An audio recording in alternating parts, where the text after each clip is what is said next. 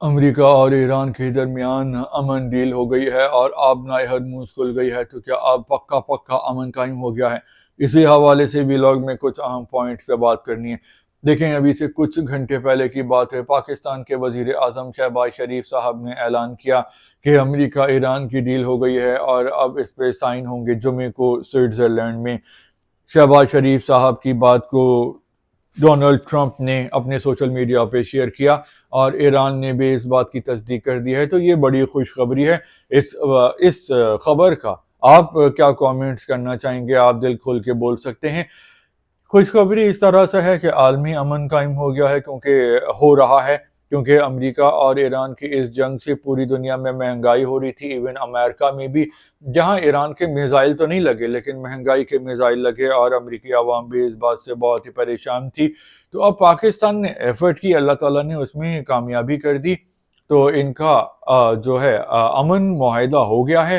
اب اس پہ جمعے کو ڈیل ہوگی، پاکستان بھی سوئٹزرلینڈ جائے گا، لیکن اس کو ہم پکا امن ہمیں بالکل نہیں سمجھنا چاہیے۔ اس کی وجہ یہ ہے کہ ڈونلڈ ٹرمپ اور ایران کبھی بھی اپنی بات سے پھر سکتے ہیں۔ اس سے پہلے بھی ڈونلڈ ٹرمپ نے 39 مرتبہ یہ بولا تھا کہ امریکہ اور ایران ڈیل کے بہت قریب ہیں، لیکن پھر دھمکیاں دیتے تھے، ایران بھی دھمکیاں دیتا تھا، بات خراب ہو جاتی تھی۔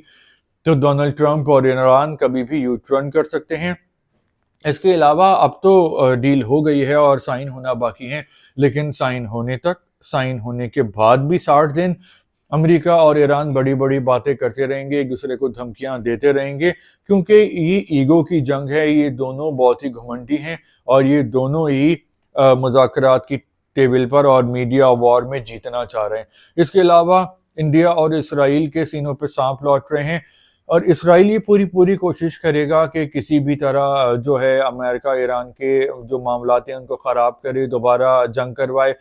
اب چونکہ ایران نے بہت ہی مارا تھا، جواب دیا تھا اسرائیل کو، اسرائیل اب ڈائریکٹلی ایران سے پنگا نہیں لے گا کیونکہ اس کو پتہ ہے کہ ایران اس کو بہت مارے گا۔ ایران نے امریکہ کی اتنی بے عزتی کر دی اس جنگ میں، ان کے 16 امریکی اڈوں پہ حملہ کیا 8 خلیجی ممالک میں، جن میں سعودی عرب، قطر، متحدہ عرب امارات، بحرین، کویت، جارڈن، عراق شامل ہیں۔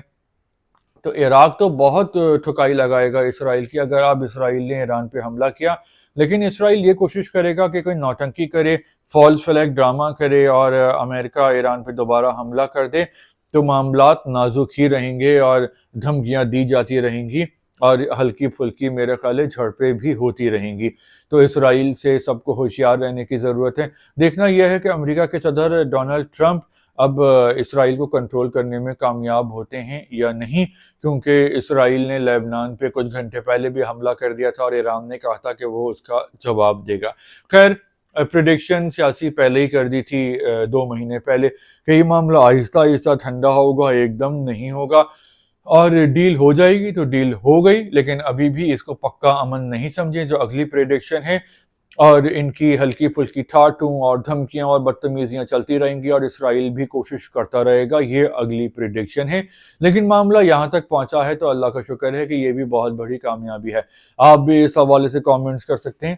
اگلے ویلاگ میں دوبارہ ملیں گے، جب تک کے لیے اللہ حافظ۔